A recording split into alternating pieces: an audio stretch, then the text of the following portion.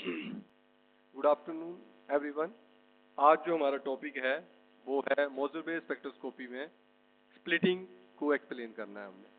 तो मोजर base spectroscopy सभी अवेयर होंगे या तो फिर नेक्स्ट में हम इसको एक्सप्लेन कर सकते हैं, पर आज हमारा मोजर बेस स्पेक्ट्रोस्कोपी में स्प्लिटिंग जो फैक्टर है उसको कैसे एक्सप्लेन किया जाता है।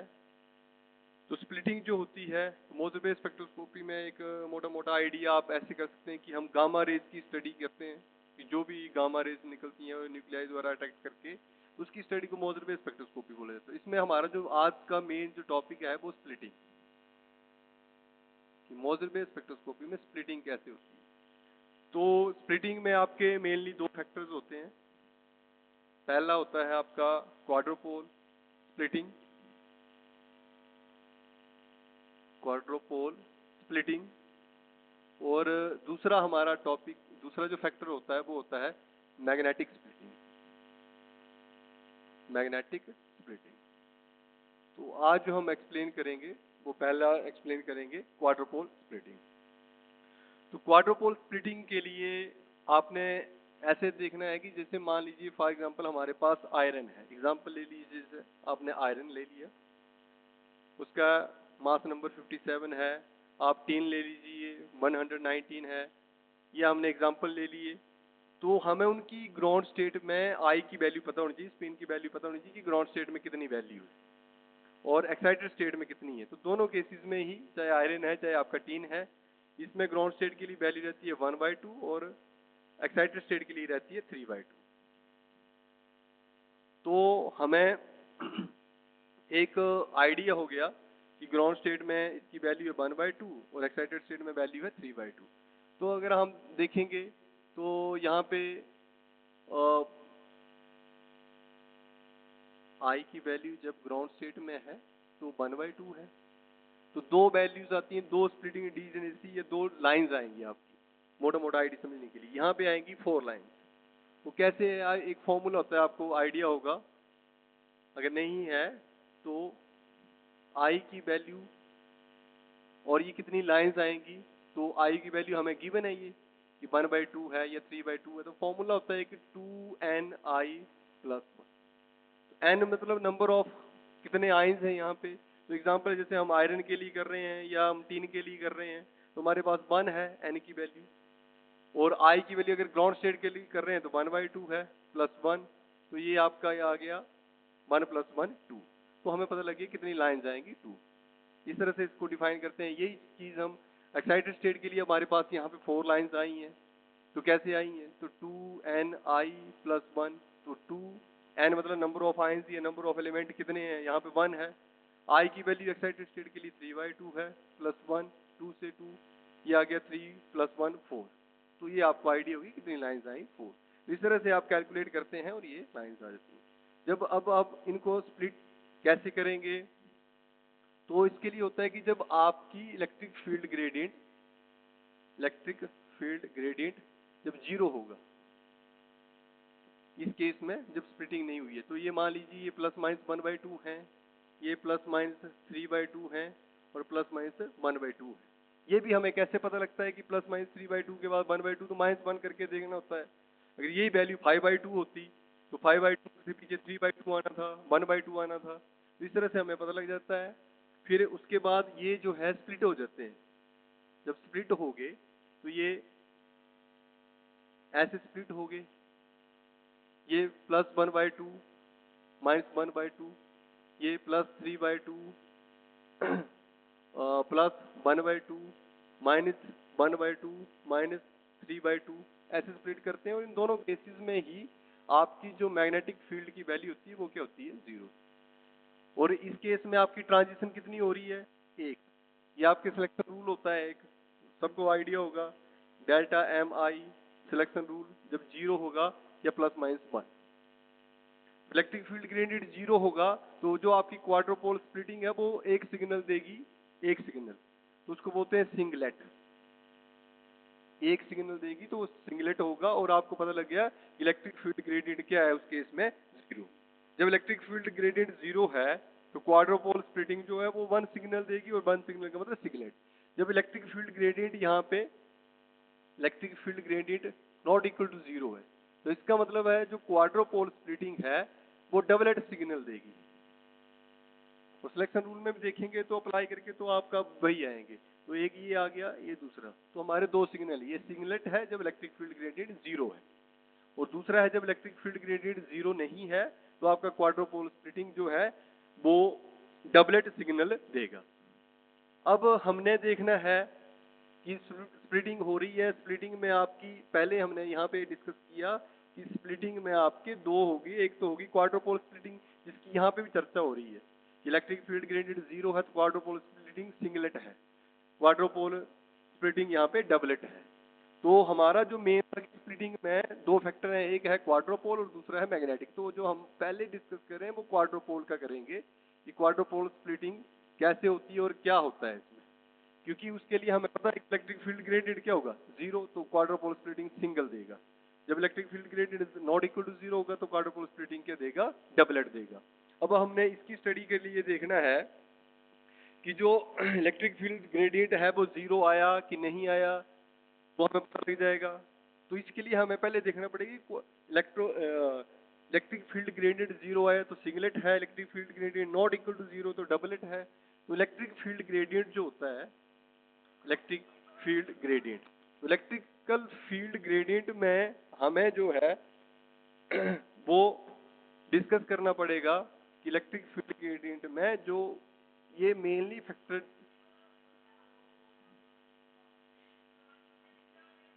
तो क्वाड्रोपोल स्प्लिटिंग जो है उसके लिए आपको पता है ये डायरेक्टली इनडायरेक्टली इन्वॉल्वमेंट है इलेक्ट्रिक फील्ड ग्रेडियंट की, कि इलेक्ट्रिक फील्ड ग्रेडियंट 0 है तो क्वाड्रोपोल स्प्लिटिंग एग्जिस्ट करेगी सिंगलेट, और क्वाड्रोपोल स्प्लिटिंग डबलेट करेगी जब नॉट इक्वल टू 0 है।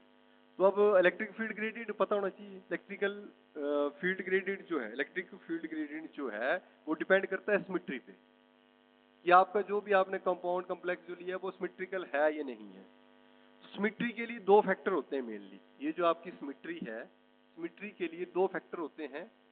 एक होता है आपका लीगेंड, आपने लीगेंड की सिमेट्री देखनी है, और दूसरा आपने इलेक्ट्रॉनिक सिमेट्री देखनी है, इलेक्ट्रॉनिक सिमेट्री देखनी है। आप दो चीजें हैं, एक आप इलेक्ट्रॉनिक सिमेट्री देखेंगे, दूसरा देखेंगे आप लीगेंड की सिमेट्री। तो सिमेट्री के लिए आपके पास आ गया, एक लीगेंड की सिमेट्री चेक करेंगे, दूसरा देखेंगे आप इलेक्ट्रॉनिक सिमेट्री। तो लीगेंड की सिमेट्री के लिए आपको दो चीजें हैं, या तो वो एक्सियल होगा या स्फेरिकल होगा। स्फेरिकल है तो सिमेट्रिकल है, और एक्सियल है तो वो नहीं है सिमेट्रिकल। तो ये हमने डिस्कस करना है यहाँ पे।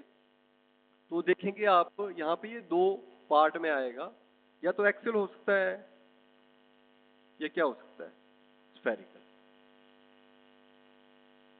सेम इस केस में है, ये या तो एक्सियल हो सकती है या क्या हो सकती है, स्फेरिकल। अब एक्सियल कब होगा लीगेंड और स्फेरिकल कब होगा? अगर स्फेरिकल है तो लीगेंड सिमेट्री जब स्फेरिकल है या एक्सियल है, इलेक्ट्रॉनिक सिमेट्री या तो एक्सियल है या स्फेरिकल है।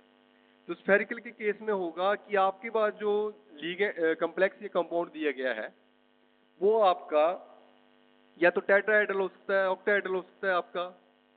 तो या तो इस फॉर्म में होगा, इस ज्योमेट्री में होगा, ML4 फॉर्म में हो सकता है, ML6 फॉर्म में हो सकता है, इस ज्योमेट्री की फॉर्म में हो सकता है वो, तो वो आपका स्फेरिकल। अगर एक्सेप्ट इसको छोड़कर है, अगर हम इसको छोड़ दें, एक्सेप्ट ये जो आपका ऑक्टाहेड्रल और टेट्राहेड्रल ज्योमेट्रीज हैं उनको छोड़ दें, तो वो होगा एक्सियल। क्लियर हो गया कि अगर आपके पास लीगेंड और कॉम्प्लेक्स की जो ज्योमेट्री है वो ऑक्टाहेड्रल, टेट्राहेड्रल, ML4, ML6 इस तरह से ज्योमेट्री है तो वो स्फेरिकल है। अगर इसको छोड़ दें तो वो एक्सियल है। दो चीजें हैं, वाइस वर्सा है, अगर ये नहीं है तो वो है।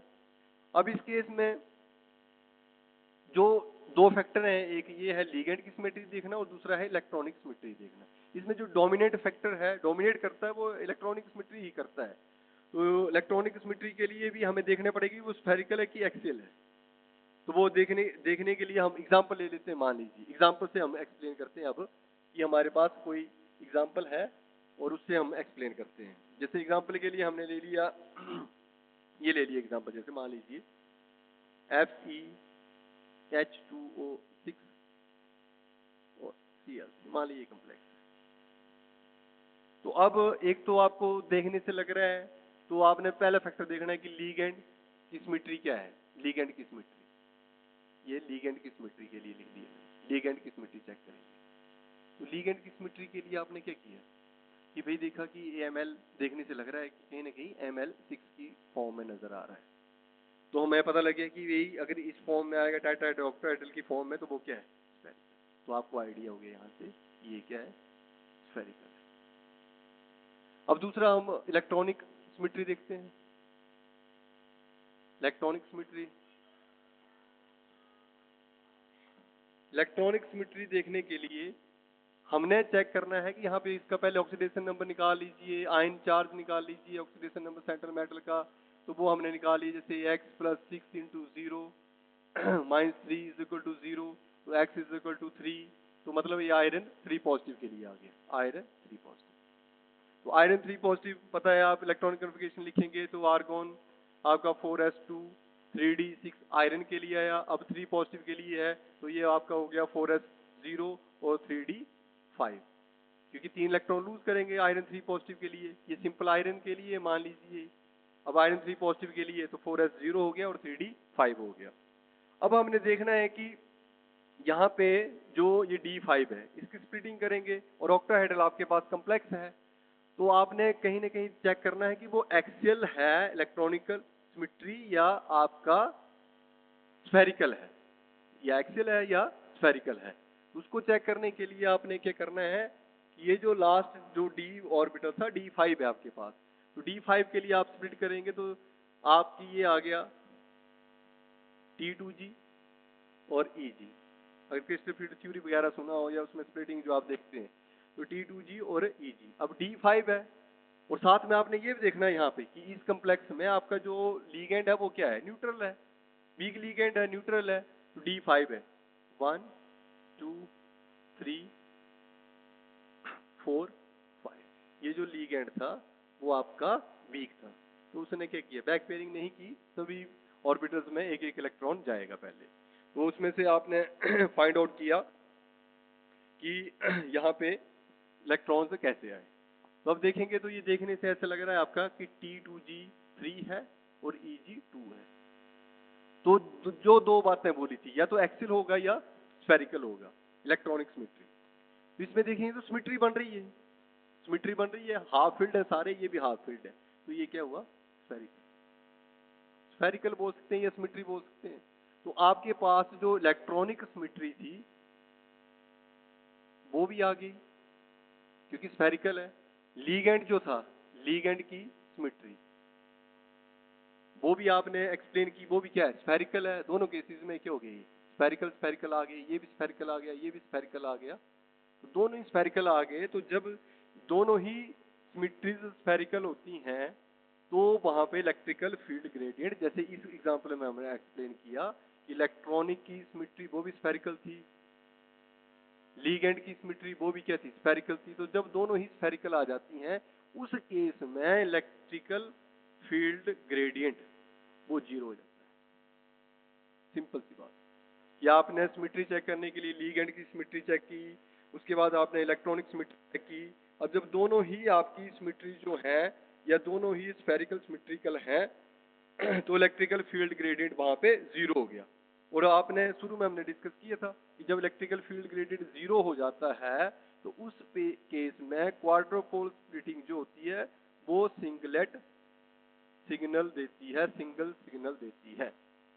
तो इस तरह से हमें पता लग जाता है कि इलेक्ट्रिकल फील्ड ग्रेडियंट कौन से केस में जीरो है, और फिर वहां पे क्वाड्रोपोल स्प्लिटिंग का सिग्नल कितने आएंगे। जैसे आपका ये एग्जांपल था, उसमें आपके एग्जांपल में पता लग गया कि इलेक्ट्रिकल फील्ड ग्रेडियंट जीरो है और क्वाड्रोपोल स्प्लिटिंग जो है वो सिंगलेट में है। एक और एग्जांपल करते हैं हम डिस्कस कोई एक और एग्जांपल देख लेते हैं। तो ये और एग्जांपल में हम इसी कम्प्लेक्स को थोड़ा चेंज करके देख लेते हैं।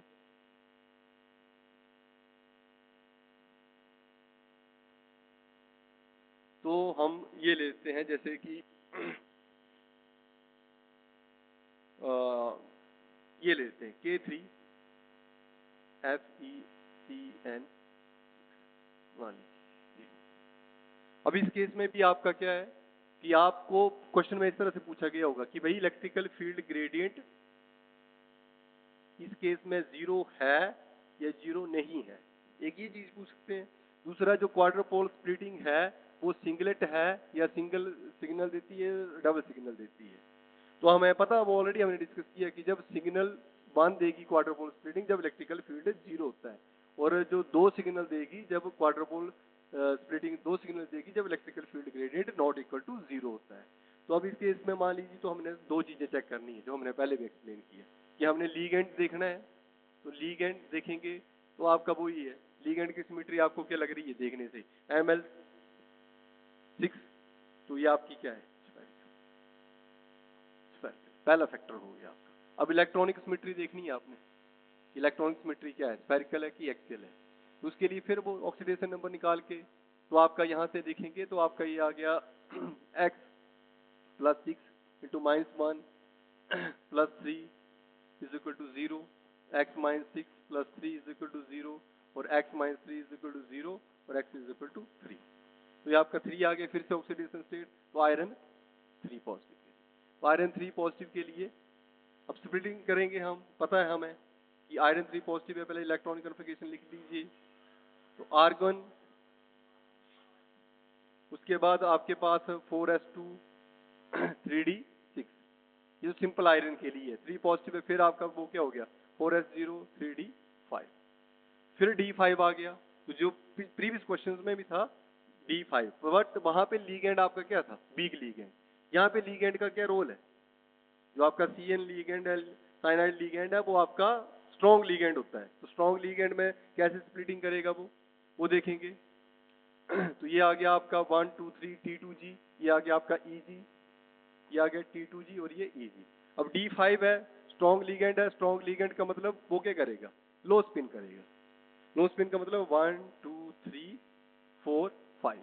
अब देखिए इसको देखने से आपको क्या लग रहा है, ये एक्सियल या स्फेरिकल है। तो इसकी सिमेट्री तो है ही नहीं, क्योंकि इसमें 2 इलेक्ट्रॉन है, इसमें 2 इलेक्ट्रॉन एक में ही है, तो ये क्या हो गया, एक्सियल हो गया। इसकी सिमेट्री क्या है, एक्सियल है, स्फेरिकल नहीं है, तो ये क्या हो गया, एक्सियल। तो आपका दूसरे फैक्टर में क्या है, ये एक्सियल आया, पहले फैक्टर में क्या है, स्फेरिकल।